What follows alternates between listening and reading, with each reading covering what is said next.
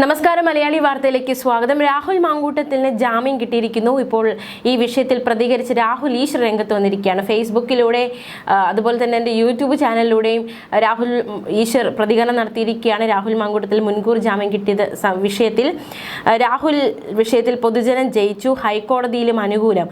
യുവതിയുടെ മൊഴിയുടെ അടിസ്ഥാനത്തിൽ ബലാത്സംഗം നടന്നുവെന്ന് നിഗമനത്തിലെത്താൻ കഴിയില്ല എന്ന് കോടതിയുടെ നിരീക്ഷണം.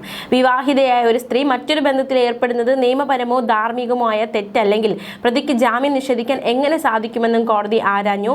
എന്തായാലും രാഹുൽ ഈശ്വർ എന്താണ് ഈ വിഷയത്തിൽ പ്രതികരിച്ചിരിക്കുന്നതെന്ന് നോക്കാം. രാഹുൽ ഈശ്വറിന്റെ വാക്കുകൾ ഇപ്രകാരം: കേസിൽ മുൻകൂർ ജാമ്യം രാഹുലിന് കിട്ടിയത് രാഹുലിന്റെ വിജയമായിട്ടാണ് രാഹുൽ ഈശ്വർ പറഞ്ഞത്. കേസിന്റെ ഘട്ടത്തിൽ രാഹുലിന്റെ വിജയമായിട്ട് തന്നെ ഇതിനെ വിലയിരുത്താവുന്നതാണ്. ഒരു കോടതിയല്ല, പല കോടതികൾ, സെക്ഷൻസ് കോടതി, അതുപോലെ തന്നെ ഹൈക്കോടതി, അങ്ങനെ കോടതികൾ പലതും മാറി മാറി പറഞ്ഞു ഈ വിഷയത്തിൽ പീഡനാരോപണം നിലനിൽക്കില്ല എന്ന് ശക്തമായി തന്നെ കോടതികൾ പറഞ്ഞിരിക്കുകയാണ്. സുപ്രീം കോടതിയുടെ സുപ്രധാനമായ ഒരു വിധി ഇടയ്ക്ക് വന്നു. നമ്മളത് കണ്ട കാഴ്ചയാണ്. വിവാഹിതയായ ഒരു സ്ത്രീ വിവാഹ വാഗ്ദാനം നൽകി പീഡിപ്പിച്ചു, അല്ലെങ്കിൽ അത്തരത്തിൽ പറയുന്നത് അത്തരത്തിലൊരു ആരോപണം നിലനിൽക്കില്ല എന്ന സുപ്രീം കോടതിയുടെ വിധി. ഒരുപാട് പേര് വ്യാജ പരാതിയിൽ കുരുങ്ങുന്നത് കൊണ്ട് അത്തരത്തിലൊരു വാദത്തിന് സ്ഥാനമുണ്ടാകരുത് എന്നാണ് രാഹുൽ ഈശ്വർ വ്യക്തമാക്കുന്നത്. രാഹുലിന്റെ തിരിച്ചുവരവിന് ഈ ഒരു വിധി കളമൊരുക്കണമെന്നും രാഹുൽ ഈശ്വർ മത്സരിക്കണമെന്നും രാഷ്ട്രീയത്തിൽ ശക്തമായി തന്നെ തിരിച്ചു വരണമെന്നാണ് താൻ ആഗ്രഹിക്കുന്നതെന്നും രാഹുൽ ഈശ്വറിന്റെ പ്രതികരണം. കോൺഗ്രസ് പാർട്ടി ഈ ഒരു വിധിയെ, അതായത് മുൻകൂർ ജാമ്യം കിട്ടിയ വിധിയെ ഏത് രീതിയിലാണ് എടുക്കുക എന്ന് തനിക്കറിയില്ല. എങ്കിൽ പോലും ശക്തമായൊരു തിരിച്ചുവരവ് രാഹുലിന്റെ ഭാഗത്തു നിന്ന് ഉണ്ടാകണമെന്നാണ് താൻ ആഗ്രഹിക്കുന്നത്.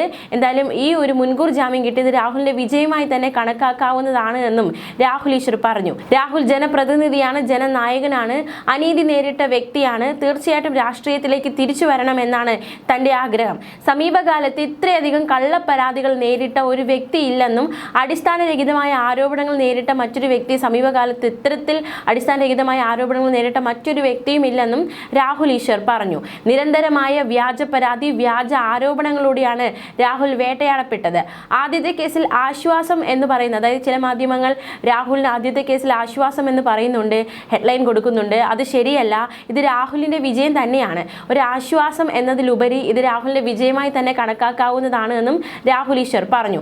ഉഭയകക്ഷി സമ്മതപ്രകാരം പരസ്പര സമ്മതത്തോടെയാണ് ഇരുവരും ബന്ധത്തിൽ ഏർപ്പെട്ടത് എന്ന് കോടതി വ്യക്തമായി ചൂണ്ടിക്കാട്ടുന്നുണ്ട്. ഒരാളെ പീഡിപ്പിച്ചു എന്ന് കോടതിക്ക് തോന്നുകയാണെങ്കിൽ ഉറപ്പായിട്ടും ജാമ്യം നൽകില്ലല്ലോ.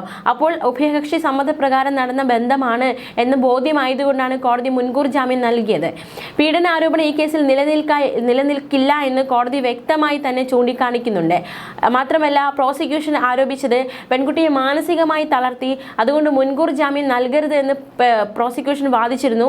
രണ്ട് വ്യക്തികൾ പരസ്പര ഇഷ്ടത്തോടെയും സമ്മതത്തോടെയും ബന്ധത്തിൽ ഏർപ്പെട്ടിട്ട് ആ ബന്ധത്തിൽ തകർച്ചയുണ്ടാകുമ്പോൾ പീഡന പരാതി നൽകുന്നതിൽ എന്ത് സത്യസന്ധതയാണ് ഉള്ളത് എന്നാണ് രാഹുൽ ഈശ്വറിന്റെ ചോദ്യം. പ്രോസിക്യൂഷൻ ആണിനെതിരെ ഒരു കേസ് വന്നാൽ ആണിനെ കരിവാരി തേക്കാൻ ശ്രമിക്കും. രാഹുൽ മാങ്കൂട്ടത്തിനെ പോലുള്ളവരും മറ്റുള്ളവരെയും വാർത്താ മാധ്യമങ്ങളോട് അപമാനിക്കാനും ശ്രമിക്കും. യഥാർത്ഥത്തിൽ രാഹുലിന്റെ വിജയത്തിന് പിന്നിൽ ജനങ്ങളുമുണ്ട്. പൊതുജനങ്ങൾ വലിയ രീതിയിലുള്ള സമ്മർദ്ദം അല്ലെങ്കിൽ ഒരു പ്രതികരണമാണ് ഈ വിഷയത്തിൽ നടത്തിയത്. ഒരു വശത്ത് പ്രോസിക്യൂഷൻ, മുഖ്യമന്ത്രി, മാധ്യമങ്ങൾ, മാത്രമല്ല പരാതിക്കാരി, അങ്ങനെ ഒരുപാട് പേര് നിൽക്കുന്നു. അവരെയെല്ലാം വിജയിക്കാൻ രാഹുലിന് സാധിച്ചിട്ടുണ്ടെങ്കിൽ ഇതൊരു സാധാരണക്കാരന്റെ വിജയമായി തന്നെ കണക്കാക്കാവുന്നതാണ് എന്നും രാഹുൽ ഈശ്വറിന്റെ പ്രതികരണം. ഈ നാട്ടിലെ സാധാരണക്കാർ രാഷ്ട്രീയം നോക്കാതെ രാഹുലിന് വേണ്ടി ഇറങ്ങിയത് കൊണ്ടാണ് ഈ വിജയം നേടാനായത്. പൊതുജന സമ്മർദ്ദമാണ് പലപ്പോഴും നിയമ സംവിധാനം വിധി പുറപ്പെടുവിക്കുന്നുണ്ട്.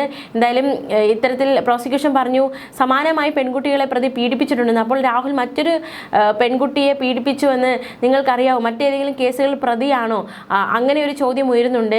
അത്തരത്തിലൊന്നും തെളിയിക്കാനോ അത്തരത്തിലൊരു ആരോപണം മുന്നോട്ട് വയ്ക്കാനോ സാധിക്കാത്ത സാഹചര്യത്തിൽ എങ്ങനെയാണ് മറ്റ് പെൺകുട്ടികളെ പീഡിപ്പിച്ചിട്ടുണ്ടെന്ന ആരോപണം പ്രോസിക്യൂഷൻ ഉയർത്താനാകുന്നതെന്ന നിർണായകമായ ചോദ്യം രാഹുൽ ഈശ്വർ ചോദിക്കുന്നുണ്ട്. വ്യാജ ആരോപണങ്ങൾ എഴുതി വാങ്ങിച്ച് പല കേസുകൾ ഇയാൾ പ്രതിയാണെന്ന് പറയും. പോലീസിന്റെ പ്രോസിക്യൂഷൻ ഭാഗത്തു നിന്ന് വലിയ തട്ടിപ്പാണ് ഉണ്ടായിരിക്കുന്നത്. എന്ത് അനീതിയും അന്യായവുമാണ് നമ്മുടെ നാട്ടിൽ നടക്കുന്നതെന്നും രാഹുൽ ഈശ്വർ ചോദിച്ചു. എന്തായാലും യുവതിയുടെ മൊഴിയുടെ അടിസ്ഥാനത്തിൽ ഇതൊരു പീഡനമാണ്, ബലാത്സംഗമാണ് എന്നീ നിഗമനത്തിലേക്ക് എത്താനാകില്ല എന്നാണ് കോടതി വ്യക്തമാക്കുന്നത്.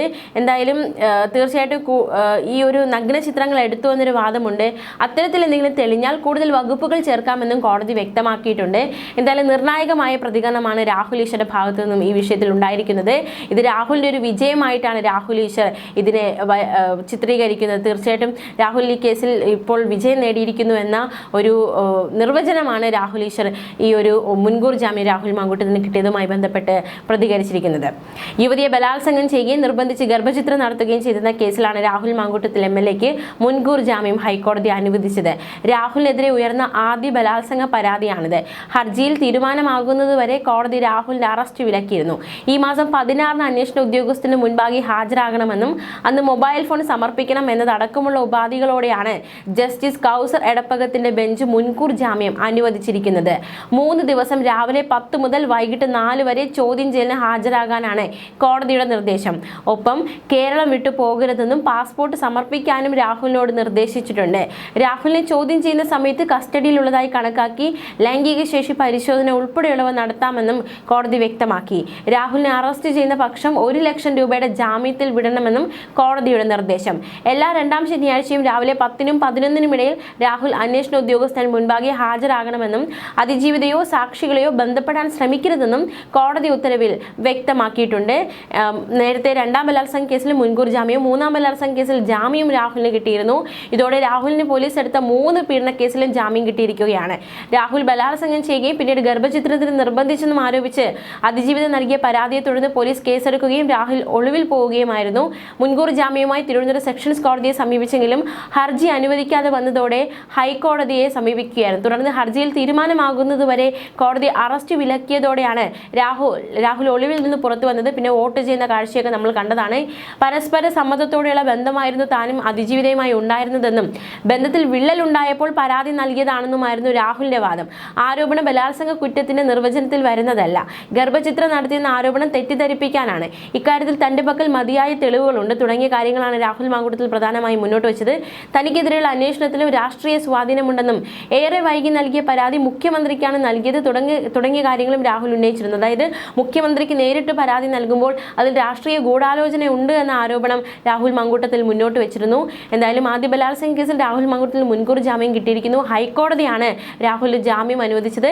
ജാമ്യം കിട്ടിയാൽ രാഹുൽ തെളിവ് നശിപ്പിക്കുമെന്ന് അതിജീവിത കോടതിയിൽ അപേക്ഷ നൽകിയതാണ്. പക്ഷേ രാഷ്ട്രീയ പ്രേരിതമാണ് ഈ കേസ് എന്ന രാഹുലിന്റെ വാദം, കോടതിയിലെ വാദം.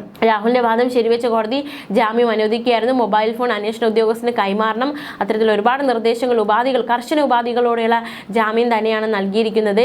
എന്തായാലും ഇത്തരത്തിൽ 2ാം കേസിലും 3ാം കേസിലും കീഴ്ക്കോടതിയിൽ നേരത്തെ തന്നെ ജാമ്യം അനുവദിച്ചു. അത്തരത്തിൽ 3 കേസുകളിലും രാഹുൽ ഇപ്പോൾ ജാമ്യം കിട്ടിയിരിക്കുകയാണ്. എന്തായാലും ഇതിനെ രാഹുലിന്റെ വിജയമെന്ന് രാഹുൽ ഈശ്വർ വിശേഷിപ്പിക്കുന്നു.